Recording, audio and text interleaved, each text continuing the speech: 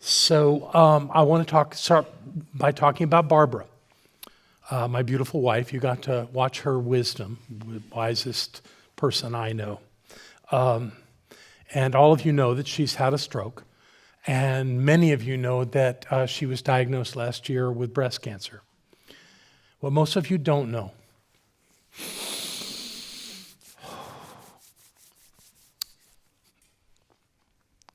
is that cancer metastasized into her lymph nodes and into her pelvis.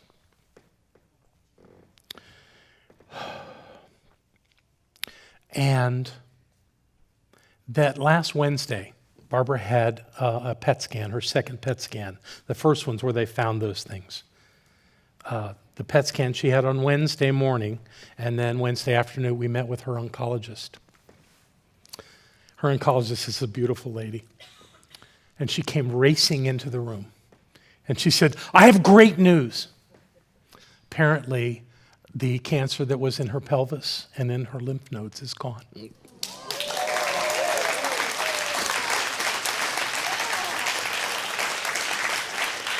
And the tumor in her breast is half the size it was. So as the one holding high watch for us today, John L. Varnum, said to me this morning, apparently this stuff works. Barbara's not here today because she's back on another cycle of the cancer drug, and it hits her pretty hard in the beginning. So she's resting at home and sends her love, and we'll go from there. Sends her love. That's going to fit nicely into my talk. Because we as a culture deal with this whole concept of love in a very peculiar way to me. We say, "I love you." We say, "I don't love you anymore." We say, "I want you to love me." And we use all these terms as though love were a commodity, as though love were something that we could dispense out into the world. That doesn't make sense to me. It hasn't for a long time. And I looked around for things that would help me understand what this thing love was. There's a website with love quotes on it. I think over 73,000 of them. And you can read them all day long and it'll make you feel good, but it really won't tell you what love is. That's really something that people interpret themselves, but we as a culture act like it's something that we can give and take and deny and do all these things, which to me, again, doesn't make sense. I don't see love that way. I really don't get that that's what love is. And I've talked about this a number of times. Those of you who have been around a long time have heard me talk about love. And the way it appears to me is that love is omnipresent, that love is always here. And what we need to do is not so much try to push it around, but rather simply be aware of it. And that when we are aware of love, we get the benefit of it. When we're not aware of love, when we're in some other state, we do not get the benefit of it. Pretty simple idea. To me, pretty profound. I once had a shaman from South America that came to our center when we were still in what we called the cornfield out in Fairview, and said to me, "You know that thing that the scientists haven't figured out yet? What is it that makes the atom made of many things, but mostly protons, neutrons, and electrons? What holds it together? What keeps those electrons going around that nucleus? Could it be love? Ooh, what a concept." Yeah. So I sat with that for a long time, and that one still, it kind of excites me. But what I'm certain of is that love is constantly present. It's absolute. We cannot be denied the presence of love. And again, I've said this to people in this room for a long time. I have never had anyone come up to me afterwards and go, "That's profound. That's really amazing. That's great wisdom." And I don't blame anybody for that. It just obviously doesn't have some kind of a thing about it that's like on fire. Okay, all right, but still, I think it's important to understand this. So I went looking around New Thought. We have many great teachers over the years that have taught in this kind of a philosophy. We call the larger group New Thought. What we teach here is called Science of Mind, but Science of Mind is New Thought. And so I went looking to the great teachers to see if anybody could kind of enlighten me on that. I found stuff.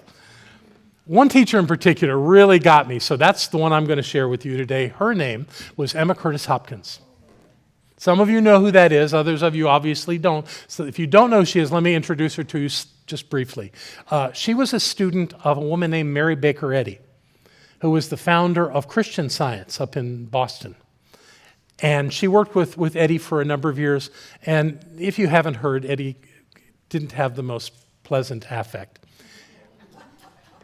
So Emma left and moved to Chicago, where she came in touch with Charles and Myrtle Fillmore and with a man named Ernest Holmes, who became her students. She is a profound teacher. She has written several amazing books. She wrote a book called Practical Mysticism that will blow your mind on how clear this woman is in her teaching. She also wrote a book, let me make sure I get the name right, Scientific Christian Mental Practice. Doesn't that sound boring? But in it, she says things about love, and I want to share her thoughts with you, one at a time. It is well to say that God is unbounded, unlimited love. So in other words, she makes no distinction between God and love. I like that. Why not? God is omnipresent. God is omnipotent. Maybe love is too. Once we get a sense of what it is, we can take advantage of that. She says, love is another name for life. Yeah. Love is not something which comes to us in any one man, woman, or child and then goes away. That is only the sign of love. We'll pursue that a little more a little later. Love that is God is eternal, infinite. That's so powerful to me. To get that we cannot manipulate this thing called love. It is not here for us to give and take, to deny, to seek, to yearn for. It's always here.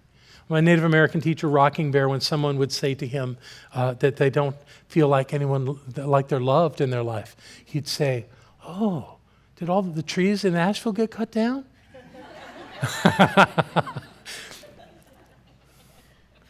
Love is the highest name of God.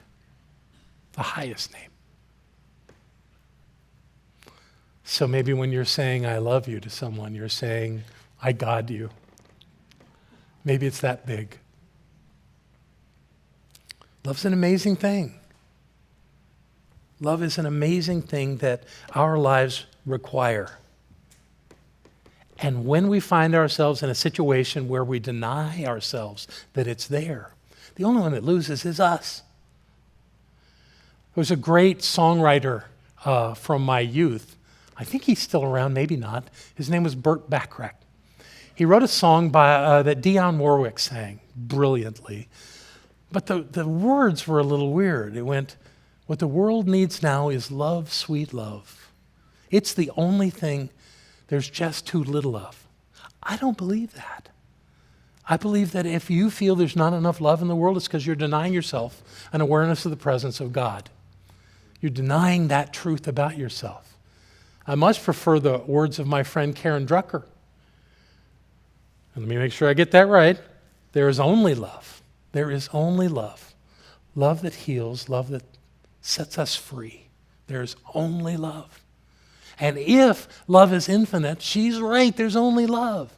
I would alter the other statement by saying, by being aware of love, we are able to have it in our lives. We are able to have it heal us by being aware of it, because it's not going anywhere. The universe is all about love. Perhaps the love is what holds it all together.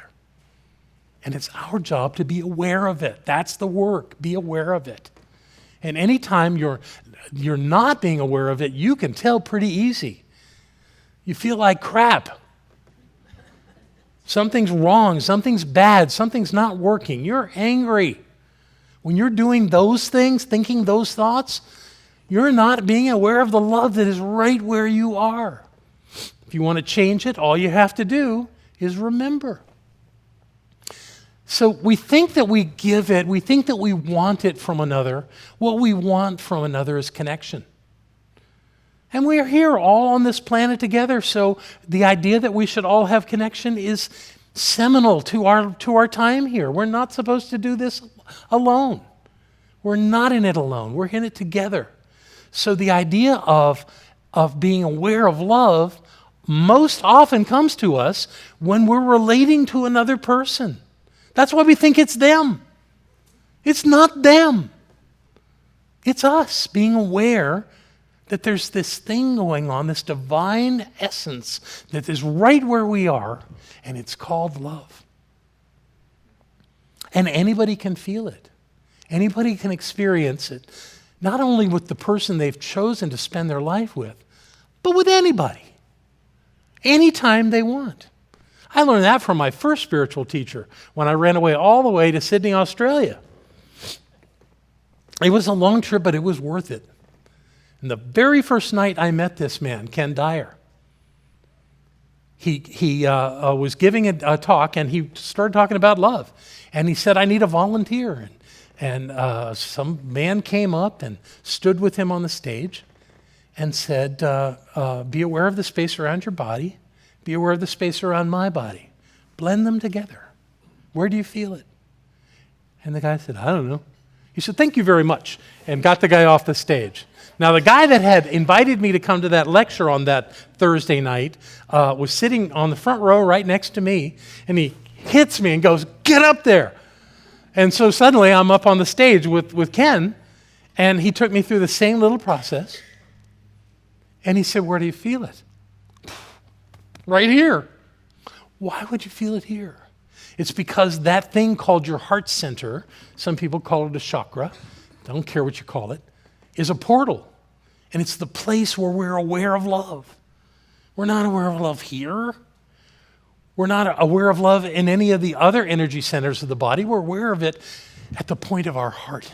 It's no mistake that the symbol of the heart is so connected to love, because they are interconnected. That's how we remember. We don't do it with our thinking. We do it with our hearts. And love is not an emotion. It is not an emotional state. It's something bigger than that. Love is the presence of God. That's bigger than anything you can feel. But when you open your heart portal and you feel that, and you feel what happens to you, it sure feels like you're feeling it, and you are. But what you're feeling is an affinity for whoever's standing in front of you. You're feeling a connection, and you are connected. You're exchanging energy right there. So I'm talking about this, but there's an old saying, if you hear something, you forget it. If you see something, you remember it. If you do something, you understand it. So I want everybody in the room to find somebody and do this exercise with me. So up, everybody up. Not with your partner, not with your significant other, with someone else. Best if it's someone you don't know very well. So just stand in front of them. You don't have to touch. No touching. Just stand in front of somebody. If you're going to wear a mask, wear a mask. It doesn't matter. I want your eyes open. The eyes are the passageway to the soul. Okay? No talking. We're just going to do this without words. Who doesn't have a partner? Raise your hand. Who doesn't have a partner? There's someone over there. Here we go. We got something happening here. This is great. Everybody got a partner? Wonderful. All right. I want you just without any words, I want you to look into that person's eyes. Just look into their eyes. Don't have to do a thing. No words, please. Just look. Just look. Now be aware of the space around your body. There's an energy field around your body. Be aware of it.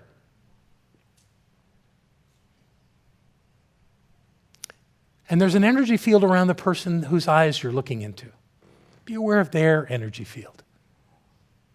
Some people call this an aura. I don't care. Be aware of that. Now what I want you to consciously do is blend your energy field with that person who's with you. No words, just be there. Just be there. Now point to where you feel it. Yeah. That's how it works. You all have just experienced an awareness of love. Congratulate yourselves. Thank you.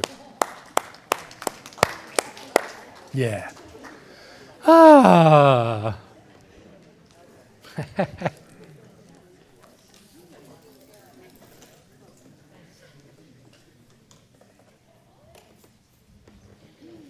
You can do that with anybody. Love is available to everyone. It is denied by no one. One reason that we have this wonderful relationship with four-leggeds is because they just love us unconditionally. They don't know how else to do it. You leave them locked up all day, come home, they're so glad to see you. It's not like, hey, why'd you keep me locked up all day? No, it's like, hey, you're home, I'm so glad. Isn't that amazing? If humans could be like that, we'd be so much better off. This is the essence of love. This is the thing we all seek. And yes, through relationship, we're able to do that, yes. And we are able to do it at other times too. It can be the way that we resolve our issues. People come to me at times and say, I'm so angry with this person. They keep doing this thing, and it's so hard to be around them when they're doing that. And they go, what should I do? And my only answer is love them. Just love them. Yeah, I get that you don't like what they're doing, but if you're going to be in the room with them, love them. They call you and they're laying all this stuff on you and all. You can tell them you don't want to hear that, but don't get angry at them. That's not going to help a thing. Love them. And let them know that you love them. When I have to tell somebody something really hard, first thing I say is, I want you to know how much I love you. Not many people have figured out that that's a cue.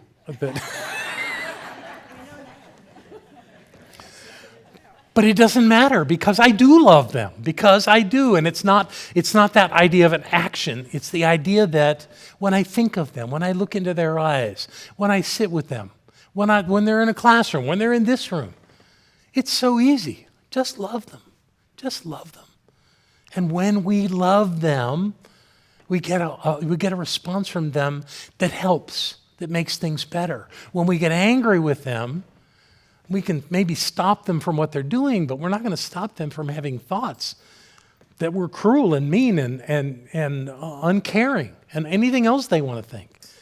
And what good does that do? How does that help any relationship? It doesn't. Barbara and I used to have a thing where we had an agreement that if something wasn't working, we'd start over. And I remember one day I came in the door and we immediately got into an argument. I said, I'm leaving. And I walked out the door and I got in my car and I drove. It was a big block. It was out in Fairview. And I drove around the block and I came back in the house and I said, honey, I'm home. And we started over. And it worked just fine. She knew exactly what was going on. Because we can resolve anything with anyone if we can stay in a space of love, of remembering that love is there. Nothing to manipulate, nothing to push away or pull to us or receive or give away. That's not what it is. That's all about having affinity and affection. And those things are great. Please understand, having affinity for someone is brilliant. And being affectionate toward another person is essential. But nobody can keep you from love. Love is the essence of it. Now I'm going to tell you a little secret because we're going to do our circle of prayer today. We're going to have all the practitioners circle the room, and you're invited to go see them. Now, all these practitioners did 2 years of training, 1 year with Barbara and 1 year with me. And one of the things that I always had my practitioners do in their training period was a process where I would have them sit face-to-face with another practitioner student, and one of them would play the practitioner, and the other would play the role of a client. And I would have them go through the process of doing a spiritual mind treatment, which is what we call prayer or affirmative prayer. And I would have the person that was the client start, and they would share their travails with the practitioner about how something in their life is just not working, blah, blah, blah. And that's what they would say. Blah, blah, blah, blah, blah, blah, blah, blah, blah. I've got practitioners in the room remembering this. Blah. And with emotion, blah, blah, blah, blah, blah. Blah, blah, blah, blah, blah, blah, blah, blah, blah, blah, blah. Blah, blah, blah. Blah, blah, blah, blah. And once they got it all out, the practitioner would then take over. And they would take the person's hand and look into their eyes and go, love, love, love, love, love, love, love, love, love, love, love, love. And when it was over, I'd say, well, what happened? And I said, it really worked. Because the problem is universal. Everybody's got a problem. Okay. And the solution is always love. It's always love. Whatever's going on, love is the answer. Love is the way out. Now, I don't want to suggest that somehow I can get the world to stop saying, I love you. I don't want the world to stop saying, I love you. It does certainly sound like love is a verb, and it's not. But it's what we say, so why would we stop that? But I want you to know when you say, I love you to someone, and please say it a lot, what you're saying is, I'm aware of love because of you. Because you're here in my life. I know that there's love. And if you can know that when you say, I love you, then you can get whatever you want out of that relationship. Love is the answer no matter what. And that's the truth. So I invite you to remember that as I share the wisdom of some 8-year-olds. When my grandmother got arthritis, she couldn't bend over and paint her toenails. So my grandfather does it for her, even though his hands got arthritis too. That was from Rebecca. Listen to this from Bobby. Love is what's in the room with you at Christmas if you stop opening presents and listen. A 7-year-old said that. And the last one comes from a 4-year-old. The story of a 4-year-old boy who went to visit his next-door neighbor, an older man who had just lost his wife. The man was crying. So the 4-year-old little boy jumped up in the man's lap. And when his mother came to get him and was walking him home, she said, so what did you say to our neighbor? He said, I didn't say anything. I just helped him cry. That's love. So I want you to know, above all things, I love you. Thank you. Bless you.